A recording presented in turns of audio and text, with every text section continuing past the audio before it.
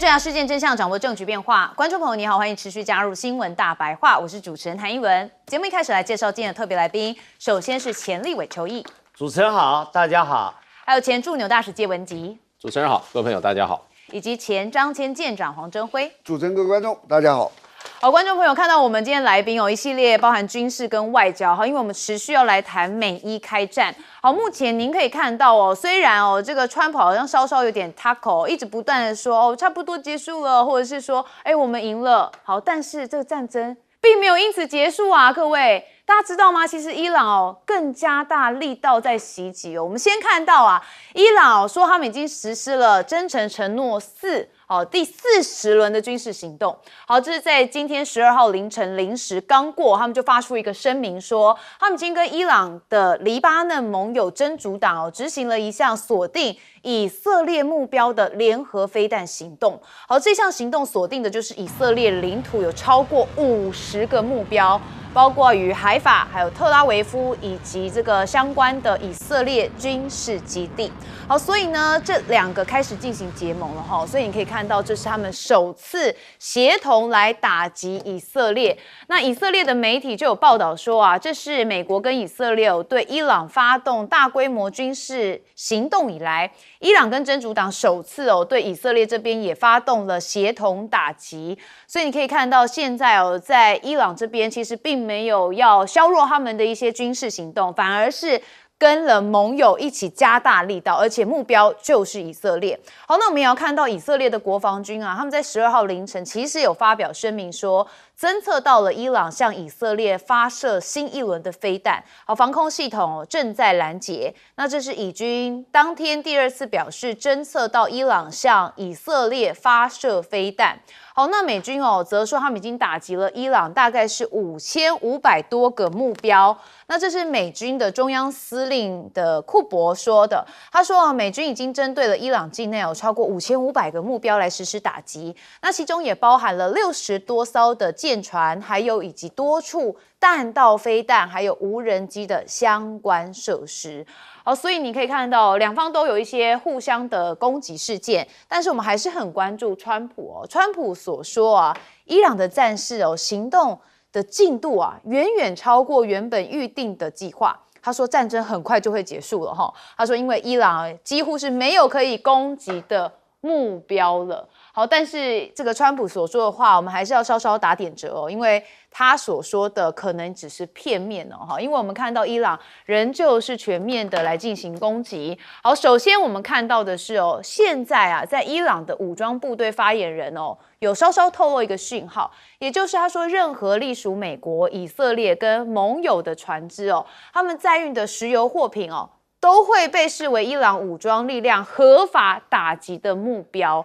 所以呢，他们现在似乎正在改变战略过去是用对等反击，但是现在好像要变成一个连环打击，尤其对于以色列跟他们盟友的石油货品其实都会变成目标。好，所以我们也马上就看到，确实现在在荷姆兹海峡有一些战火爆发了。好，伊朗的革命卫队说他们在跟美国跟以色列作战的期间，袭击了美国位在科威特、巴林的多处军事基地。那另外还在荷姆兹海峡攻击了一艘悬挂赖比瑞亚国旗的船只，跟一艘泰国的散货船。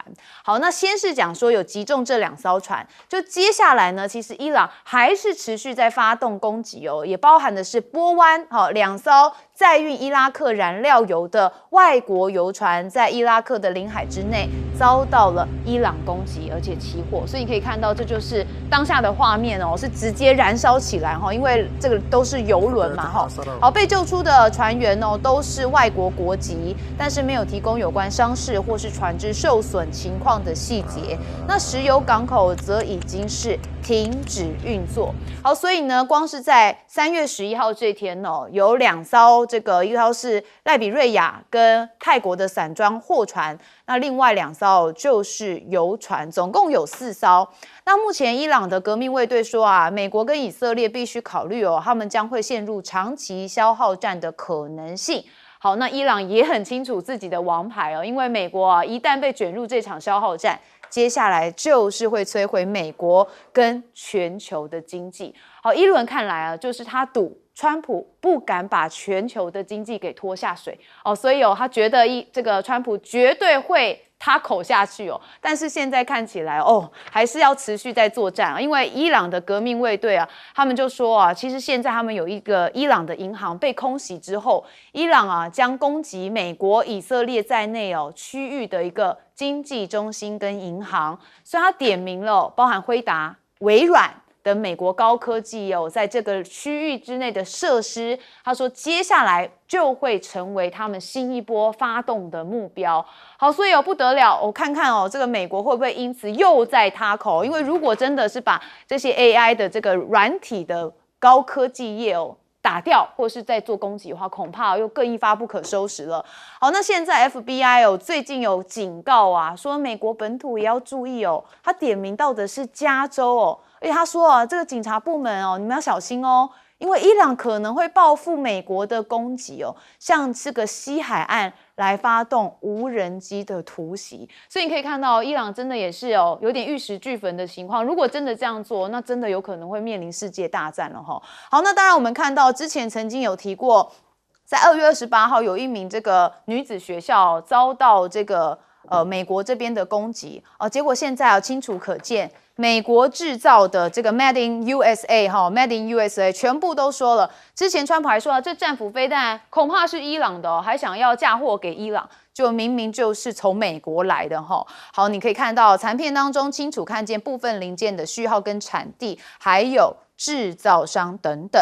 好，那现在意大利总理梅诺尼问到了这个伊朗小学被误炸，他也非常生气他觉得这个事件就是一个屠杀，他代表意大利政府慰问这些年幼受害者的家属，而且呼吁尽快查明谁要为这些悲剧负上责任。好，但是我们要告诉大家美国误打而且这么不人道，其实不是第一次了。好，所以呢，大家就想说真的不要有战争，我们都希望能够和平。但是到底川普什么时候收手？那现在看起来这场战争还是一发不可收拾。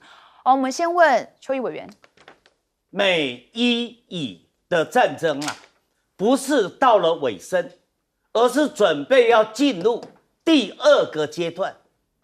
所谓的第二个阶段，就是哈梅内伊的第二个儿子穆杰塔巴他所主导的第二个阶段。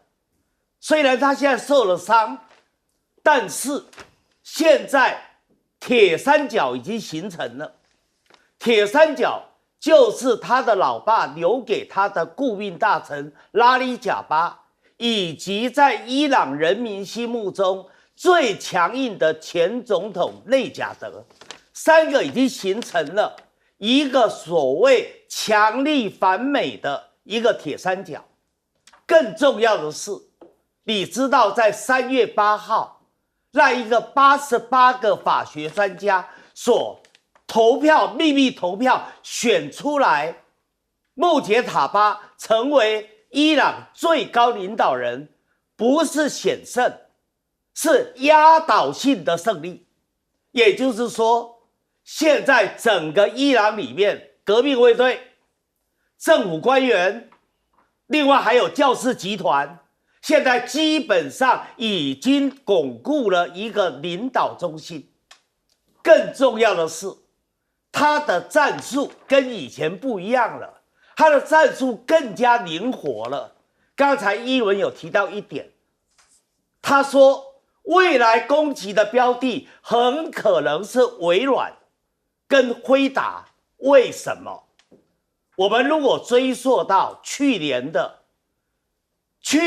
年底12月，罗杰斯量子基金的创办人罗杰斯有一篇非常重要的文章，那时候大家都不注意，我就要提醒，4只黑天鹅若一起来，那就要演变成全球最严重的金融危机。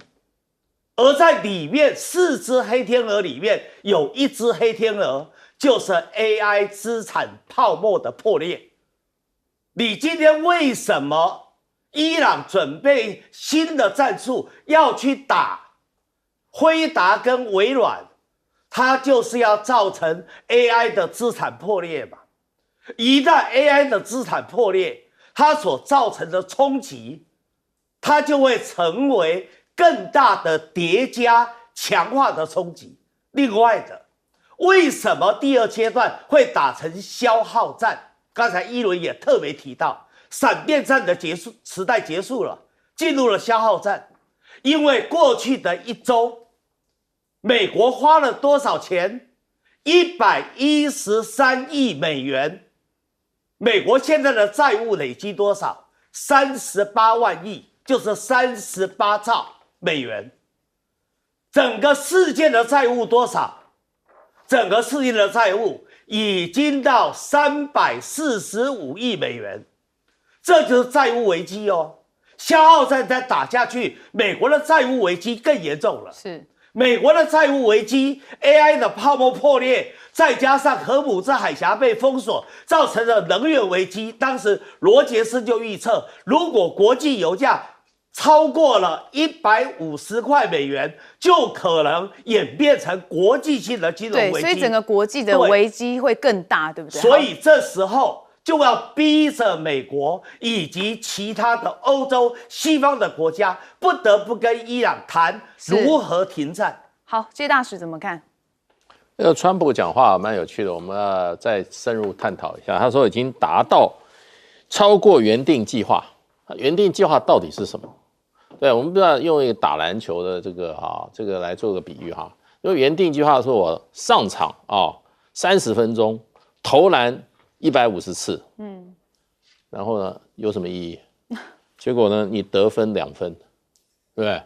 然后呢你上场被人家盖火锅盖了20次，你不讲，那你的原定计划到底是什么？对不对？那现在那个效果来讲，我们就帮川普讲的话把它凑一下。第一个，他不是很高兴吗？他的计划应该怎么样？是这样，打了这么多次，最后应该造成政权垮台。请问政权垮台没有？没有啊。第二个，你要造成人民起义，伊朗人民起义，伊朗人民起义没有？也没有，也没有。那你说要把他的飞弹的伊朗的飞弹要给他摧毁，把他的飞弹能力摧毁，有没有？也没有，没有啊。那你要把他的无人机能力摧毁没有？没有。那请问一下，荷姆斯海峡你现在可以安全通过了吗？你可以逼着伊朗把荷姆斯海峡封锁这个政策把它放弃吗？没有。那你说你的原定计划到底是什么嘛？就好像你去参加一个运动会，参加马拉松，你去参加了，结果你是最后1名，有什么意义？我们要看效果啊，你没有效果嘛。那我是为志在参加，我打击5500次是为了要达成那个5500次。请问一下，你的效果在哪里？没有啊。所以川普，我觉得我刚刚看他讲这句话，我就说可能这是将来他停火止战的一个怎么样标准？他说，伊朗已经几乎没有可以攻击的目标了，所以我不打了。我全国放假10天庆祝美伊战争，美国光荣胜利。他的台阶铺在那。对啊，是不是就这样子结束呢？对不对？那伊朗在19次攻击的时候，我记得那时候西方媒体集体做了一个大文章，说伊朗的这个飞弹、导弹跟他无人机的攻击能力只剩下10%啊。19次的攻击，现在已经进入第19轮，现在40轮了，对不对？人家本来只打你在海湾地区的军事目标，现在改打你美国的什么经济目标？微软这些NVIDIA， 你美国有什么对策？对，你阻止不了他的飞弹，你阻止他无人机，你就是没有成功嘛。所以这场战争我们现在做一个盘点的话，请问川普有什么好吹牛的？舰长怎么看？这个我不晓得各位最近有没有仔细去研究过伊朗的这个战略的形势哦。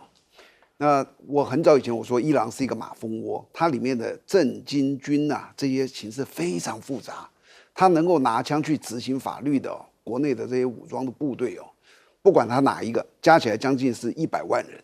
这100万人在他的全国人口是大概1亿人口，那这些人都充满了这个信仰，很多是激情的这个宗教主义者。所以他是一个马蜂窝，我以前认为这就是他最大的王牌。我最近在仔细研究，我才发觉，那才不是伊朗最大的王牌呢。伊朗最大的王牌是它的山川地形。各位，如果你在家里，你可以上 Google， 你去看一下伊朗的3D 地图，你打Google 伊朗3D 地图，用图的去看，你再打一个中东的3D 地图，你一完毕你就知道，全世界目前来讲，全世界那个山川保护的最好的一个国家，最难用地面部队推进去的国家就是伊朗。它为什么你知道？它几乎的整个国界是靠那个山川给它隆起来的。它那有一个伊朗高原，有2大山脉，它左边这整个的西边这里是3000到5000公尺，好厚的一个山呐、到了上面变成3000到4000公尺，稍微细一点，但也一直下来，然后整个这样子围起来。我当时看到这个东西，我就在想说，我天哪，你们怎么是这么多的山？然后再仔细查清楚，你知道它的山属于高度起伏的这种山，而且有的地方很高的超过它土地的90%，它就10%是平原，所以你就知道，如果你今天一个地面部队要打进去第一你在哪里登陆？你如何登陆？你没地方登陆啊！它不像当初美国不是打伊拉克在沙漠风暴的时候，伊拉克跟沙烏地阿拉伯交界是平原呐、整个坦克大军呼就开进去了。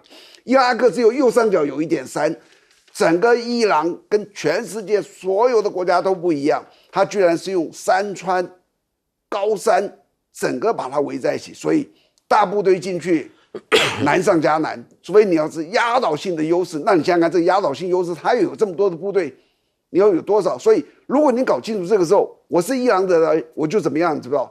因为如果你大军来打我，你强大的火力来打我，我不跟你打，我就躲起来。那里太多山洞了，他所有的弹药库通通在山洞里面。不是说他聪明啊，台湾所有的弹药库也都在山洞里面啊。你看我们海军的弹药库、空军弹药库、陆军弹药库，有谁建在一个普通的房子里啊？当然是贴着山去建。伊朗全部这样，所以你去轰炸他，你怎么轰炸他？他不跟你打，你美国远道而来，我不跟你打，我看你能耗多久。所以川普现在发现的一件事情就是，这个战争跟他预期的不一样。他认为他可以跟委内瑞拉一样，一下结束，高层一结束之后整个国家就由我们控制。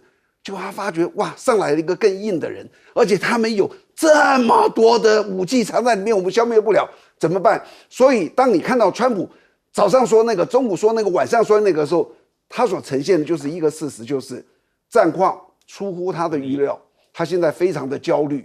那怎么办呢？所以现在的战争打到现在我想双方，美国、以色列也知道这个战争会进入一个长期的消耗战，那怎么办？现在减少攻击的量，不知道打到什么时候，就是慢慢的拖下去。再像过去几年打那么大的几率不大，因为他要节省弹药，因为不知何时结束。好，伊朗的地形但是对他们来说是易守难攻所以我们之前在伊朗被攻击之前因为他去年就有个午夜重锤嘛，所以我们当时就有讨论到说，如果美国要攻进伊朗或是进行一些破坏，真的很难，所以代表川普没在看我们节目嘛？我们休息一下，马上回来。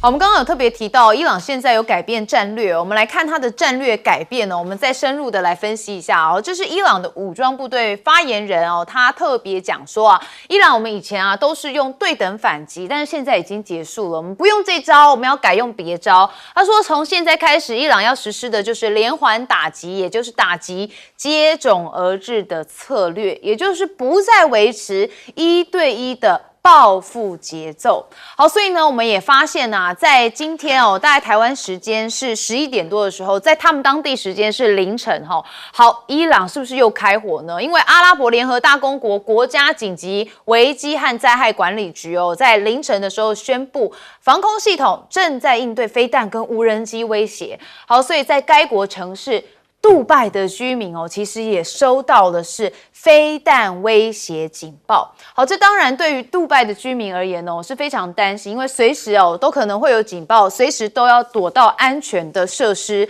好，那现在真主党也向以色列发射了100枚火箭弹，那以色列军队也是猛烈的空袭贝鲁特的南郊。好，这是黎巴嫩军方的消息人士说，我们大概是发射了100枚的火箭弹都向以色列这个方向来发射。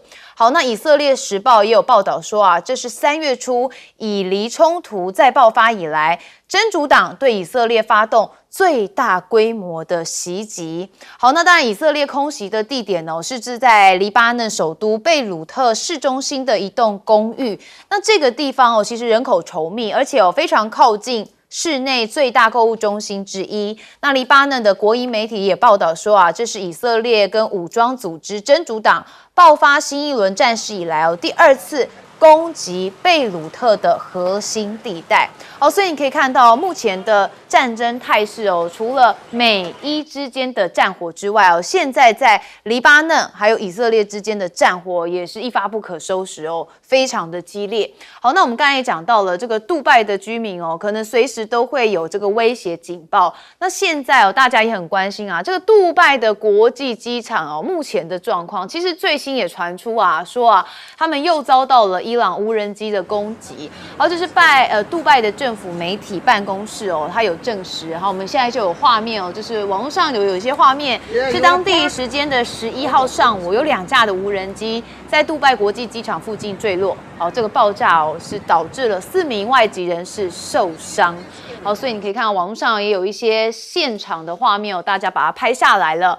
好，那联合国的安理会11号也通过了一项决议案。那这个决议案的内容是要求伊朗停止对波斯湾邻国的恶劣攻击。好，我们看到了15个成员国表决。好，13票赞成，0票反对。好，没有说的另外2个是中国跟俄罗斯，他们是弃权的。好，那伊朗总统现在也说好啊，要结束战争可以我有3大条件。我们来看一下他怎么说。他说停战的唯一途径是让以色列跟美国承认伊朗的权利，而且要支付赔款。而且要由国际社会提供保证，来确保未来不会再发生这种侵略的行为。但是一轮看到的这个支付赔款，这个就足以让川普 say no 了所以看起来这个都是大字各自在说而已啦，不会停战，也没有办法结束战争，就要看什么时候谁有办法来做下一个举动。好，那但我们要问是如果现在成为了一个消耗战之后，美国您还有底气吗？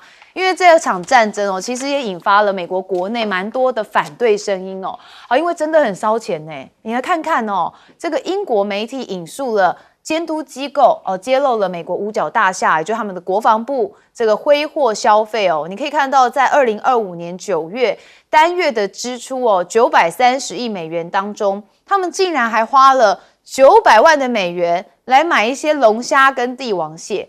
所以呢，现在都已经这么烧钱了，那又被人翻出来，过去还花了这么多钱来买一些无关紧要的东西甚至还一轮看到什么冰淇淋机那说是要为了消化年度的预算但是这种东西因为现在又在打战事，又这么花钱，都会让美国国内的民众很反感呢而尤其美国很多人是在斩杀线下的好，那美国的最新民调也发现有超过半数是反对对伊朗来动武。好，美联社的报道呢是引用的是昆尼皮亚克大学在上周末进行的民调，有53%的登记选民其实很反对美国对伊朗采取军事行动，只有大概40%是表达支持的。那尤其说要派地面部队这个议题反弹是最为激烈的因为美国民众可能都比川普更有智慧对于地理的环境比较理解，知道派地面部队一定输，而且一定会完蛋。好，那美国的情报现在显示伊朗政府没有崩溃的风险。好，这是美国情报里头讲说其实伊朗的领导层基本是保持蛮完整的。好，在经历了近2周美国跟以色列持续轰炸之后，短期之内没有濒临崩溃的风险。好，不过现在白宫的官方这些都没有做出任何回应。好，但是现在西班牙做了一件事他们撤回了以色列的大使。好，那当然西班牙的首相桑切斯他是炮轰美俄搅乱世界。那主张中国跟巴西拥有更大的席位，那川普则是再炮轰西班牙，拒绝配合美军的行动，而且不履行北约的义务。好，我们来听听桑切斯怎么说。Con esto, no solamente cuando hablamos del Consejo de Seguridad de Naciones Unidas tenemos que acabar con el derecho a veto, No deja de ser curioso que dos miembros del Consejo de Seguridad permanentes de ese Consejo de Seguridad sea Rusia y Estados Unidos, que ahora mismo son dos potencias que están trayendo mucha inestabilidad al mundo con las guerras, en este caso en Ucrania y también en Irán. Pero hecha esta digresión, yo creo que lo que es evidente es que si hacemos una reforma del sistema de Naciones Unidas, pues tendremos que incorporar a grandes naciones como India, como el continente africano, como China o Brasil, con una representación mucho más amplia en organismos。好，现在看起来西班牙跟川普是直接杠上了。我们先问介大使。西班牙这次显示出了蛮多的这些他走这个独立自主外交路线的这种证据当然他一开始他就不愿意提供军事基地给美国，结果川普立刻说你是还北约国家嘞，你都你是享受北约的保护久了，自己还不尽义务，你这次还不愿意跟美国配合，我要经济制裁你，要给你用这个这一下惹火了这个西班牙。西班牙总理这一次讲是针对上一次他讲说没有任何国家可以逼迫我们在我们的道德原则跟我们的道德标准上做让步我虽然力量没有很大，可是我道德的高度比你美国高多了，所以得到他国内非常高的认同。川普的一个很大的问题就是说他看不起一些小国，可是他有时候也搞不清楚有些国家就他的历史跟他的全球影响力来讲，那不是他眼中的小国西班牙可不是委内瑞拉对，西班牙他的讲西班牙语的这些国家遍布全世界对，他当时他的这个西班牙的无敌舰队，要不是被英国人打败，那可是纵横四海对，所以呢，美国人这个西方人讲哥伦布就是西班牙派出去的。所以呢，就变成就是说，川普这个常常因为逞一时之快、口舌之快逼着人家必须要跟他划清界限那现在西班牙就是等于说是反对川普这一次侵略行为的这个西方国家的一个代表性人物，所以他也被很多国家现在吹捧现在要捧他，因为很多人都不认同川普的作为嘛。那现在就是说。这个伊朗它的战略事实上我今天听那个美国的这个学者他讲，他认为伊朗的战略非常理性，而且战略思想非常精准。他基本上他的最后的杀手锏是把海湾国家的油田跟油库炸掉，他有这个能力。哇！可是他不做，他只是警告你，我要打你，我随时可以打，包括你杜拜。只是在展现这个力量而已，那这个就已经可以造成很大的威慑能力了。是，好，我们刚才也讲了一连串这个军事相关，我们先问舰长。我觉得最近有很多媒体去评这个美国打得下去打不下去说美国的底气到底有没有，都从那个战争的花的钱去评论，他一天打了多少钱打到现在打了多少亿美金其实这个对美国根本不是重点，他们花钱似流水，他根本不在乎大手大脚的。但是有一样东西，他真的没有办法克服，那就是弹药。他的弹药，因为前面有2个战争，俄乌以及以哈，这都是2个吃弹药的，叫做巨兽。美国现在的现存的弹药，已经比他战备的时候的100%的差了很多了，可能1/3左右了。而他不是能够全部提供出来的。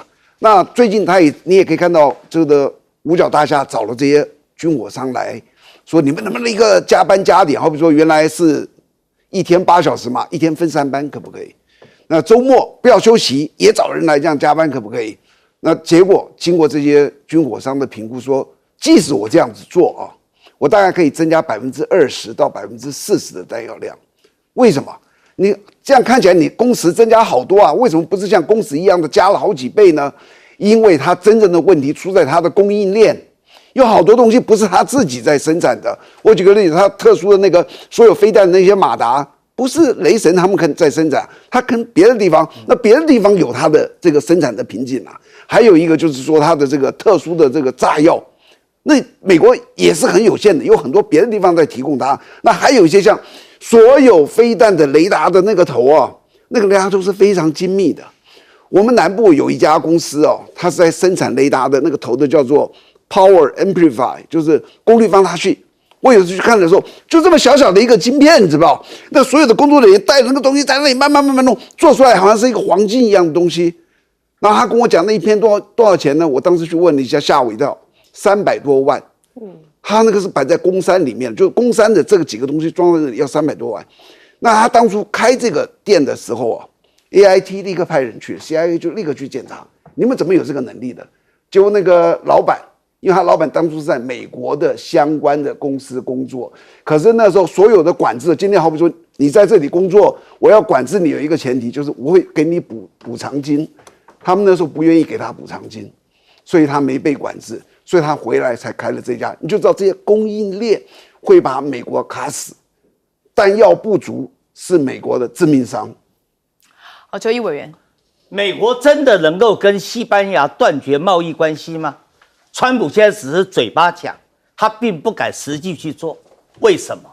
因为就实际的数据来看，2025年就去年，美国对西班牙的出口是260亿美元，对西班牙的进口是多少？210亿美元。所以美国对西班牙是顺差，是贸易的盈余，中间差了50亿美元。你今天美国跟西班牙断绝贸易关系，吃亏的是谁？吃亏的是美国，不是西班牙。所以刚才大使讲到的是历史，我告诉大家的是现实，就是如此。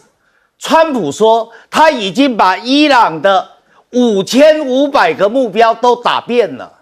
问题是，伊朗这几年做了准备，他把他很多的军事设施地下化了。而且深入的地下化了，号称叫做地下长城。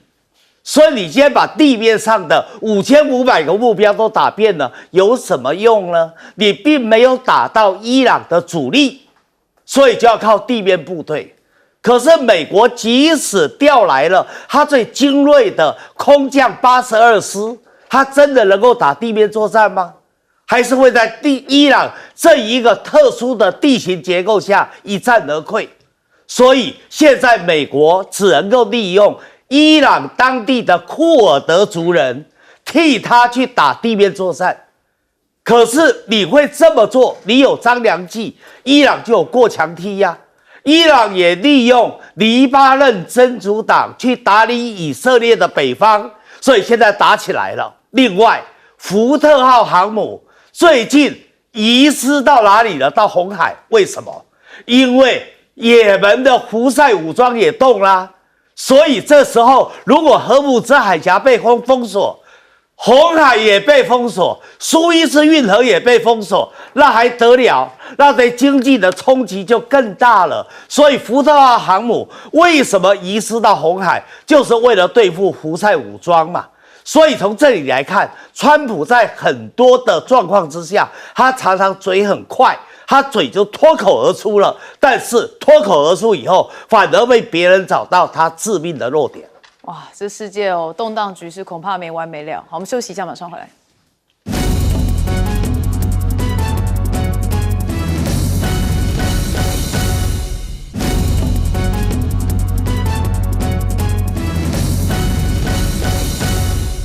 我们刚刚也一直在讨论哦，川普最爱说大话哦。之前我们曾经也听过他说啊，这个美国的海军哦，可以把这个布雷舰艇哦都集成哦，甚至还说可以护航很多的商船哦。虽然白宫否认，那我们现在也确实看到了哈，伊朗这边哦，伊斯兰革命卫队的副司令直接讲说现在在伊朗周边700公里的海域内哦，都没有任何一艘美国的舰船哦，美国的海军已经逃离了该区域。那因为美方深知哦，伊朗已经制定了专门针对并集成他们航母的特别作战计划，也就是美国的舰艇溜掉了齁。好，所以你可以看到之前川普还曾经讲说要摧毁伊朗的海军哦，真的是说大话。好，而且他还讲说我们可以确保荷姆兹海峡邮轮的安全哦，说很大的这个安全保障就会实现哦。看起来又再度是骗人的吼。好，伊朗军方也说啊，没关系啦哈，你们要做好油价涨到每桶200元的准备哦。哦，油价处于地区安全啊，你们就是美国跟以色列破坏了这个地区的安全。那现在白宫发言人啊，也确实有讲说啊，其实我们没有护送任何的油轮哈，因为美国的海军哦，几乎每天都在拒绝航运业通过荷姆兹海峡的军事护航请求。那现在遇到的袭击风险哦，因为美军这边判断还是过高。那现在美国总统特使哦，威特科夫哦，也被问到说，美伊战争到底怎么收场啊？我们来听听他怎么讲。So how do you see this ending, this war? I don't know.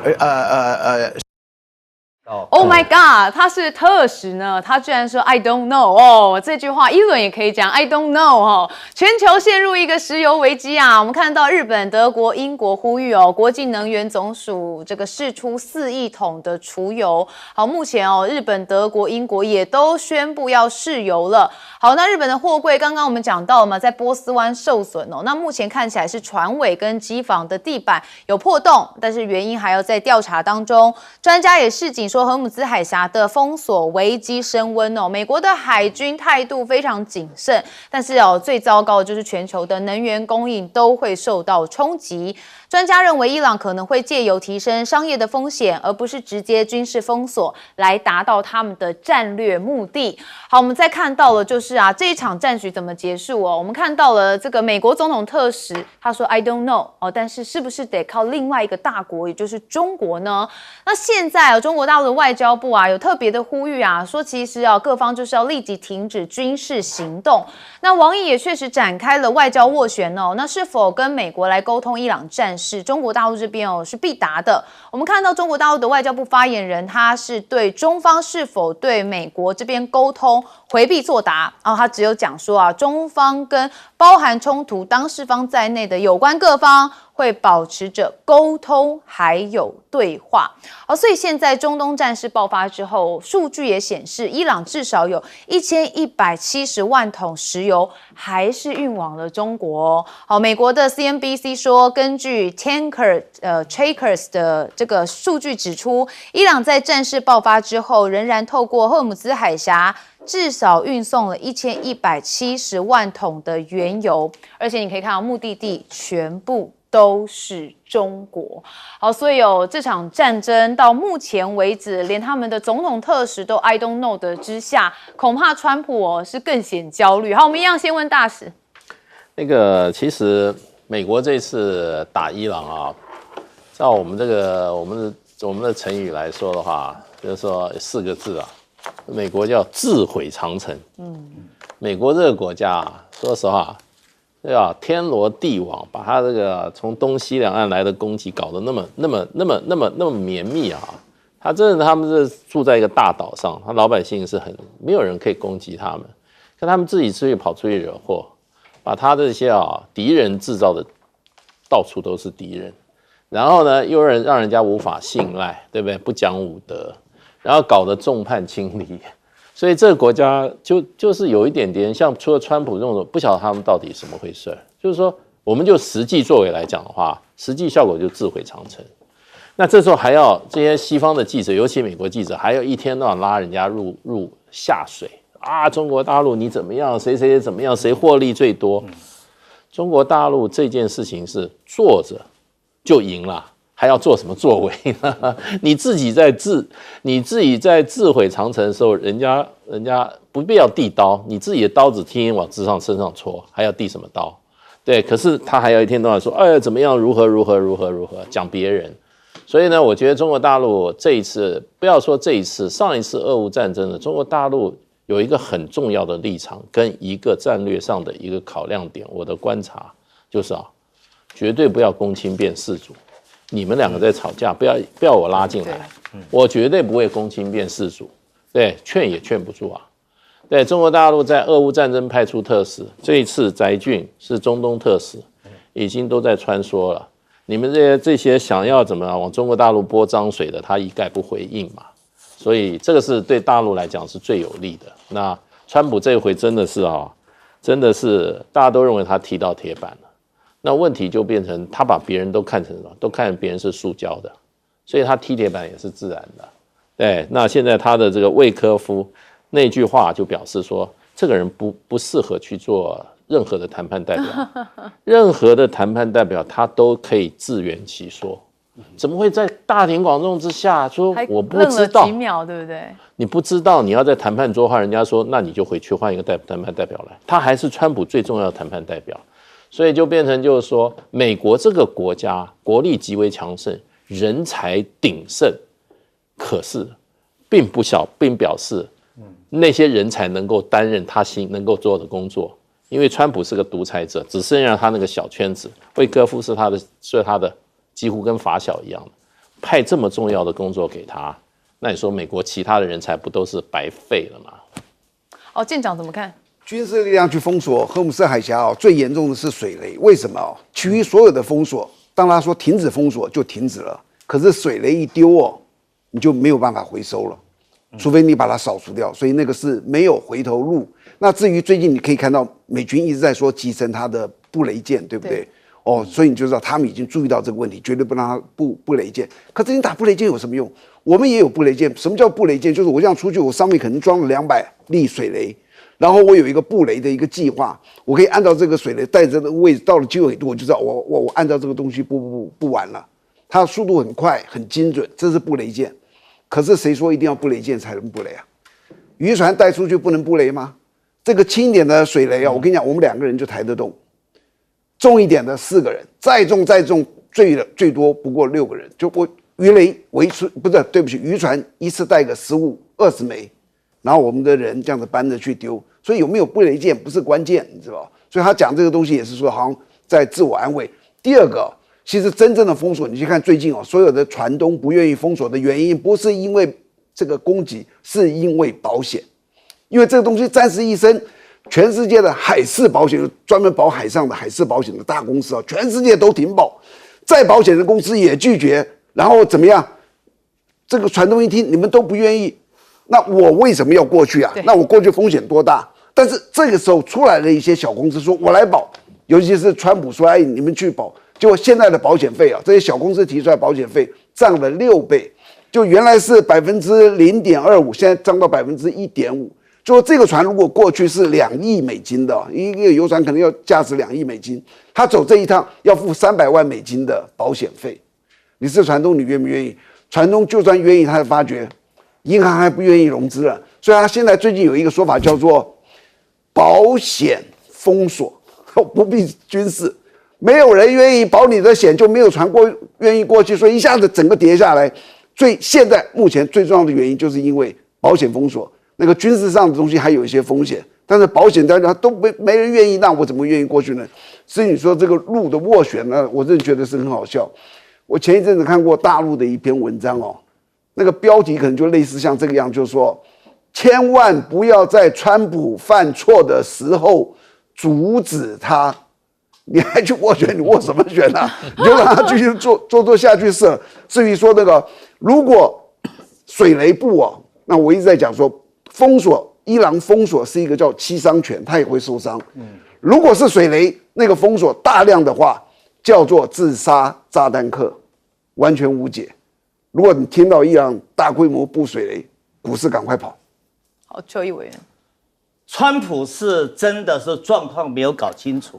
伊朗大概总数有5000枚的水雷，在川普意识到要去集成伊朗的布雷舰之前，其实伊朗已经用武装快艇，他已经在荷姆兹海峡的入出口已经部署了2200枚，所以事实上水雷已经部署了嘛，油轮怎么敢过，商船怎么敢过？所以当时我就讲嘛，川普扬言说美军要护航，让油轮、让商船可以过荷姆兹海峡，绝对不可能的。好，那现在这一场战争有没有结束的可能？我说过，它进入了第2个阶段，第2个阶段会比第1个阶段打得更惨烈。为什么？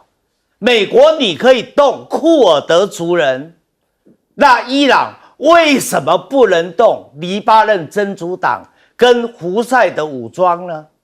所以为什么福特号的航母要移师到红海，就是因为要防着胡塞武装动嘛。为什么以色列跟黎巴嫩真主党现在已经打起来了，就是因为真主党也开始动了。而基本上伊朗的总统佩泽西奇扬已经在昨天正式提出来说，如果要停战，3个核心条件，3个核心条件，你首先川普要承认啊，你是侵略啊，然后要把对伊朗的制裁都拿掉，然后要对伊朗做战争的赔偿，然后要尊重伊朗的主权。你认为川普会同意吗？川普若同意了，他的中期选举就不要选了。可是问题是，现在荷姆兹海峡被封锁，再加上战争的升级，它所造成的刚才我讲的全球金融危机的脚步就更近了。罗杰斯这位金融大师提到的4只黑天鹅，第一个就是债务的危机，第二个是 AI 的资产泡沫破裂的危机，第三个是能源危机，第四个是地缘冲突。他在去年年底圣诞节前后提了这4只黑天鹅，没有人注意，因为那时候还没有发生严重的地缘冲突，也没有能源危机的危险。但是现在不同了，现在地缘冲突是越来越严重，能源危机呢，事实上油价要飙破$150，可能性很高啊。而美国为了打仗，它会有更多的债务会形成，所以这一来债务危机会变得更严重，而美国一定会找高市扫描来配合。现在日本的债务已经在 GDP 的260%，所以如果日本再配合川普打这场仗的话，那这个问题就更严重了，它就会从整个中东地区拓展到全球。这时候所引起的当然就是股市的危机、金融的危机。所以罗杰斯预言，他说这一次爆发的全世界国际的金融危机，要比1929年的经济大萧条，比2008年的雷曼兄弟次贷危机所产生的金融大海啸还要来得更加的严重。好，所以呢，这个刚才邱毅委员讲说的4只黑天鹅，好像现在都一一命中了，就剩最后一个像是软体类的高科技产业。所以邱毅委员是不是觉得可能有人在后面指点他？当然，每一个黑天鹅要攻破哦。所以我觉得有高人在指点他嘛，但这高人是谁我就不知道了哈。那为什么他这次会点到要去打英伟达，要去打辉达，要去打微软？那更精准啊！因为你在 AI 的资产泡沫，因为 AI 的发展最近过度快了，所以造成了市值的估值过高，这是代表泡沫破裂的前夕嘛。所以很多人在谈 AI 可能泡沫破裂。那如果今天伊朗再去攻击这个辉达跟这微软的话，它就会使泡沫破裂更快了。